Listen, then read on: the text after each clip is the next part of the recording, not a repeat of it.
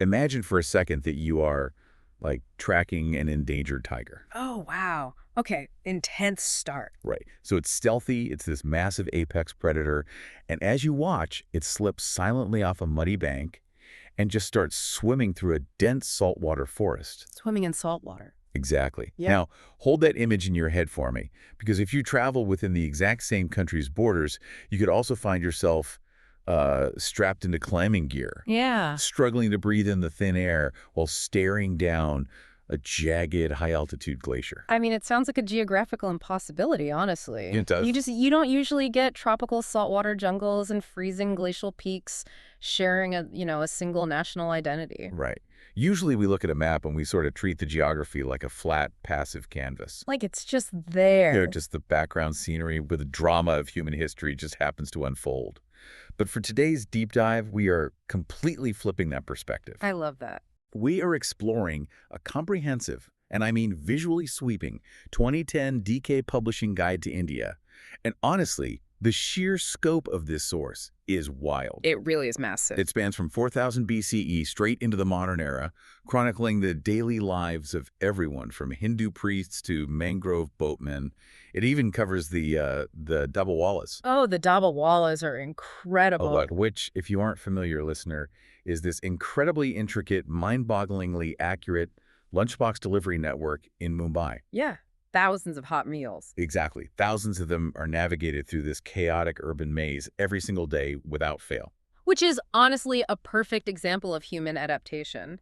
But what makes this specific guide so compelling isn't just the sheer volume of facts or historical dates. Right, it's not a textbook. No, not at all. If you look closely at the underlying architecture of the information, a very clear mission for our discussion today really emerges. We aren't here to give you a travel itinerary. Yeah. We are here to uncover how India's extreme geography doesn't just sit in the background. It actively dictates the survival mechanisms, the engineering feats, and the profound spiritual frameworks of an entire subcontinent. Okay, let's unpack this, because to actually understand how the Doot and Rock are calling the shots, we had to start by zooming out. Way out. We need to look at the massive 3,150-kilometer canvas that makes up this nation, stretching from north to south. 3,150 kilometers. It's huge. I mean, to put that into perspective for you, when you cover that kind of distance, you aren't just crossing county lines, you are essentially traversing entirely different planetary biomes. Oh, yeah. The literal laws of physics and biology change depending on where you stand. And it's not some gentle rolling gradient either. It's a wildly contrasting mosaic. So let's map it out mentally for a second. That is it. Up in the north, you have the world's youngest and highest mountain ranges, literally pushing into the stratosphere. In Himalayas. Exactly. But then, as you come down from the ice, you slam into these incredibly fertile river valleys. They are fed by the Brahmaputra River.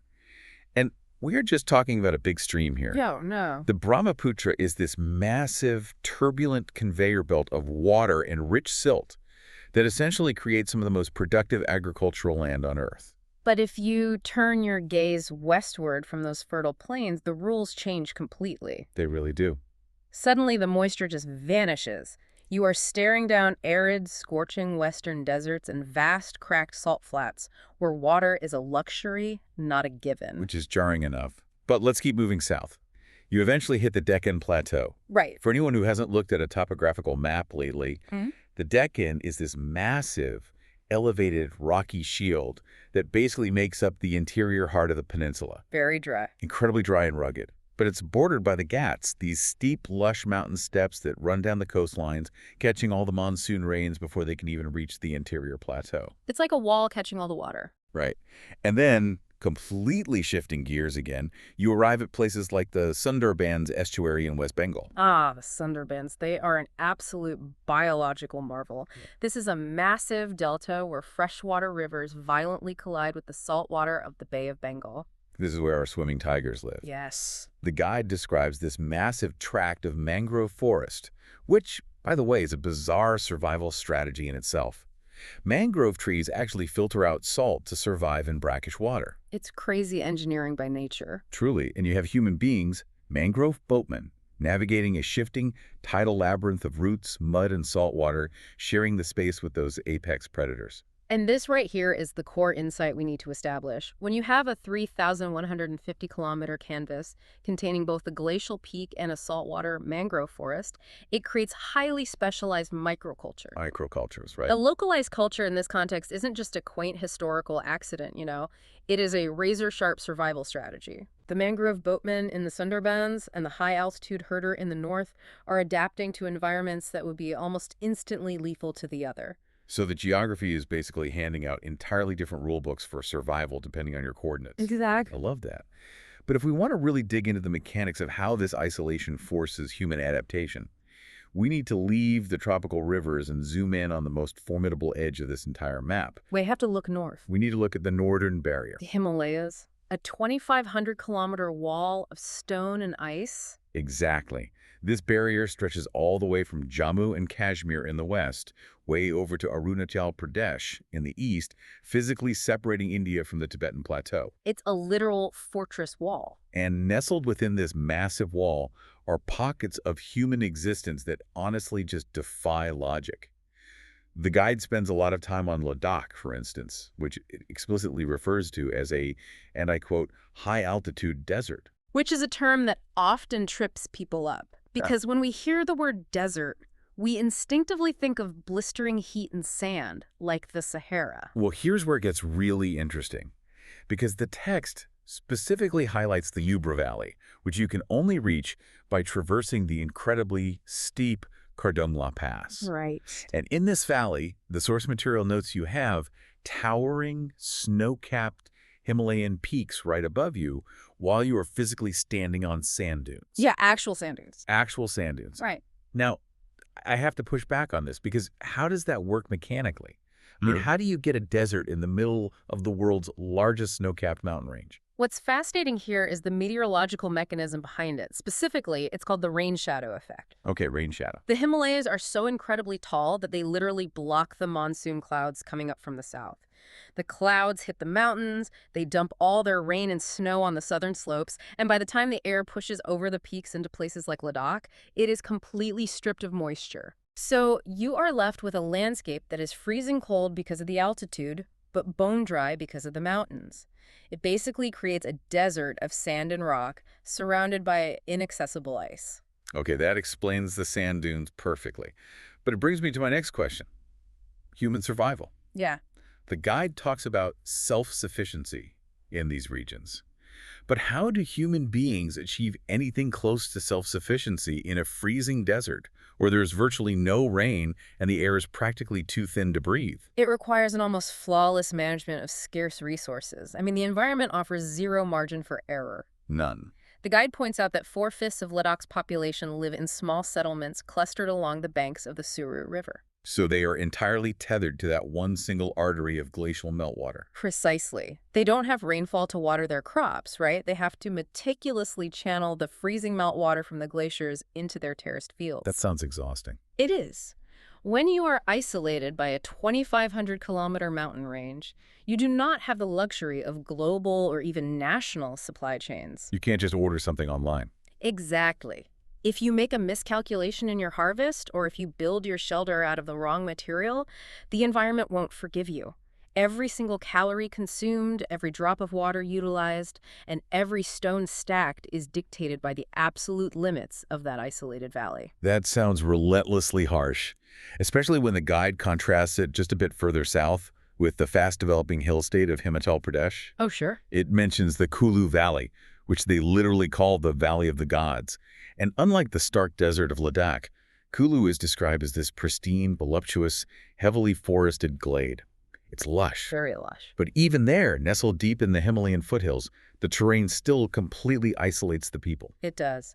And whether you are in a lush hidden valley or a freezing high-altitude desert, that deep physical isolation does something profound to the human psyche. Well, when a community is locked away from the rest of the world, the environment stops being just the place where you grow your food. It begins to shape your internal, metaphysical world. The architecture of their spirituality. Yes. Honestly, this was the most captivating part of the source material for me, because the terrain is so overwhelming, so silent, harsh, and majestic, that it seems to literally write their religious frameworks and their poetry. It's not just a backdrop, it is the theology. Break that down a bit for us. How does the text illustrate that connection? So it starts with the sheer visual scale. There is a detailed description of the Kanchenjunga Massif. In local traditions, mountains are often revered as the literal homes of the gods, right? Right, very common. But this specific arrangement of towering peaks is said to look exactly like the Hindu god of destruction, Shiva, propped up on his elbow, asleep. Wow. Think about what that does to your brain. You don't just look at the horizon and see rocks. You step out of your door every single morning and visually witness a sleeping deity dominating the sky. The physical landscape becomes a daily, unavoidable reinforcement of the divine. Yes. And it dictates the layout of their communities, too. The guide highlights Likir village in Ladakh, which is a highly active center of Buddhist worship for people of Tibetan ancestry. A beautiful place. The geography acts as a fortress that protects and incubates this faith over centuries. But the true connection between the land and the mind really shows up in the poetry and the philosophy the guide includes. The philosophical texts are incredibly telling here. Right. It references Gautama Buddha's pursuit of nirvana and the middle way. And I want to pause on nirvana for a second because the guide ties it to the idea of trouncing or extinguishing all worldly desire. Letting go of everything. Exactly. But then, right alongside that concept, the guide includes these striking poems.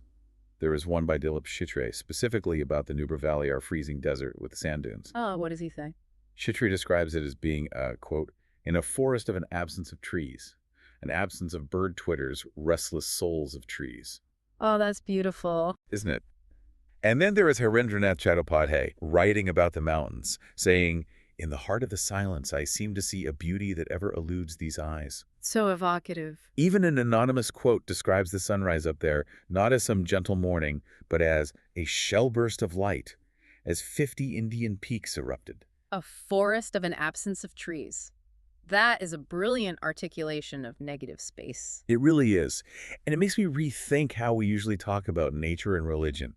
People always use that cliche, right? They call grand forests or mountains nature's cathedrals, as if the trees are just natural pillars holding up a roof. Yeah, like it's built for us. Right, but reading this, it feels completely different. It's not a cathedral. It's more like a sensory deprivation tank. Oh, I like that comparison. Does the extreme, quiet isolations of a place defined by an absence literally forge these specific spiritual beliefs? I mean, does the absolute starkness of the rock create the psychological necessity for a concept like nirvana?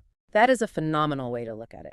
If you examine the mechanics of nirvana, the cessation of suffering through the letting go of worldly attachments and desires, where on earth is that concept more naturally suited to thrive? Nowhere else, really. Right. If you live in a lush, forgiving environment where everything is abundant, letting go of desire is an abstract, difficult, philosophical exercise. You have to try really hard to ignore the abundance. Exactly.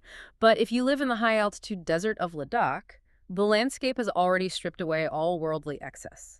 There are no distractions, there is no easy comfort, there is only the rock, the thin air, and your own mind. Wow. The environment isn't just reflecting the religion, it is enforcing the psychological conditions required for it. So if you want to find enlightenment through emptiness, you go to the place that is physically empty. The geography demands reverence through its sheer, overwhelming silence. It demands reverence, absolutely, but it also demands a brutal physical resilience.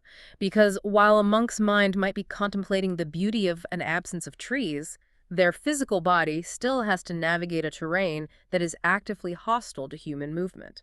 Which perfectly transitions us into the physical toll of living in this landscape. The spirituality in the text is incredibly serene, but the engineering required just to move from point A to point B is violent and grueling. Survival often is. How does the text frame this engineering challenge? It gives some terrifying examples of what it takes to connect these isolated pockets.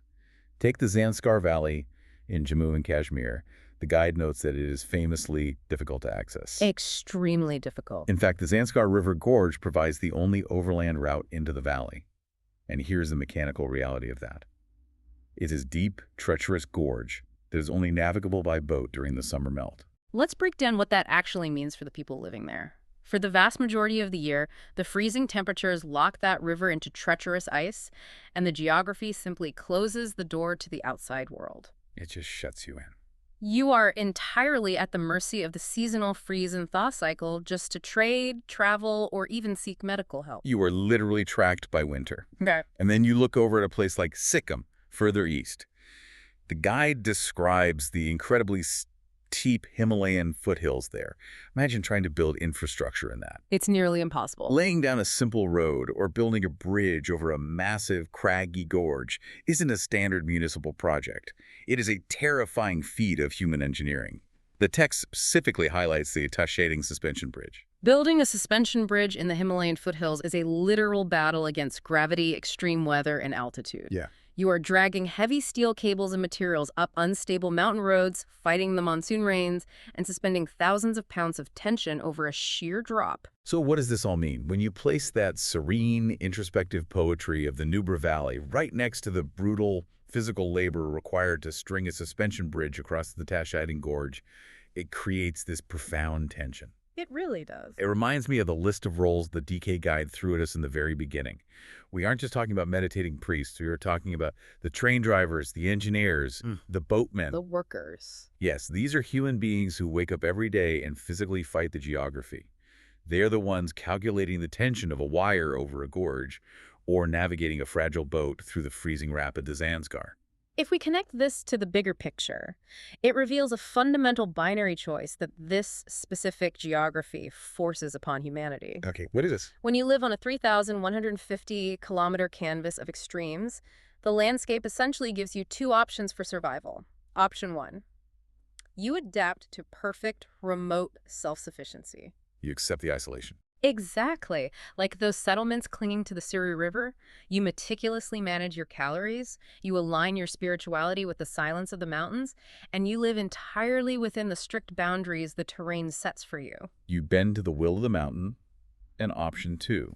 Option 2 is you engineer your way out. You fight back. You refuse the isolation by building the Tashading suspension bridge against incredible, deadly odds. Wow. You carve a path through the Zanskar Gorge. You become the train driver, forcing a massive, heavy machine up a steep grade that wants to remain impassable. India's geography is this constant grinding test of human limitation, demanding either absolute, quiet adaptation or staggering, loud ingenuity. I have never thought about infrastructure like that before. A bridge isn't just a way to cross a river. It's a structural rebellion against the geography that wants to keep you isolated. That's beautifully put. It entirely reorients how you read a travel guide. You stop seeing a list of destinations and start seeing a record of human stubbornness. Exactly. The land transforms from a passive backdrop into an active antagonist. It is the crucible that forces these specialized cultures to form. A crucible that does not care if you succeed or fail. Yes. So to bring all these sweeping concepts together for you, our listener, the through line of this 2010 guide is undeniable. It is. India's vast, extreme geography, from the saltwater mangrove forests where tigers swim in the Sundarbans to the 2,500-kilometer icy fortress of the Himalayas, is not just scenery for a photo op. No. It is the ultimate, uncompromising architect of the subcontinent's incredibly diverse cultures. The dirt, the rock, and the weather dictate everything. They really do. They dictate the structural physics needed to build a suspension bridge over a gorge in Sikkim, just as much as they dictate the quiet, introspective poetry of a Buddhist monk contemplating an absence of trees in the high-altitude desert of Ladakh. It is a powerful reminder that every single one of us is, in some subtle or profound way, molded by the physical space we inhabit. The environment always leaves a fingerprint on the culture. Which brings me to a question for you to consider as you go about the rest of your day. Mm-hmm. We rarely notice the canvas we are standing on, but think about your own local geography. Take a look around. Yeah, how does your specific weather, your elevation, or your proximity to water shape you? Does a long, brutal winter force your community to be more resilient? Or does a lack of physical isolation change your mindset and your daily routines without you even realizing it? How is your landscape silently writing the rules of your life? Exactly. We like to think we conquer our environments, but usually we just accommodate them. We do. But going back to the extreme environments we explored today, if the deep, uncompromising isolation of places like the Zanskar Valley and the Nubra high-altitude desert is the exact mechanism that preserved their unique, self-sufficient cultures and their stunning spiritual beauty. Right. What happens when modern engineering finally wins? If we eventually build enough roads, blast through the rock, and conquer those craggy gorges for good, effectively ending the isolation, what is lost? It's a heavy thought. Does building the perfect bridge inherently destroy the magic of the restless souls of trees? Something for you to ponder.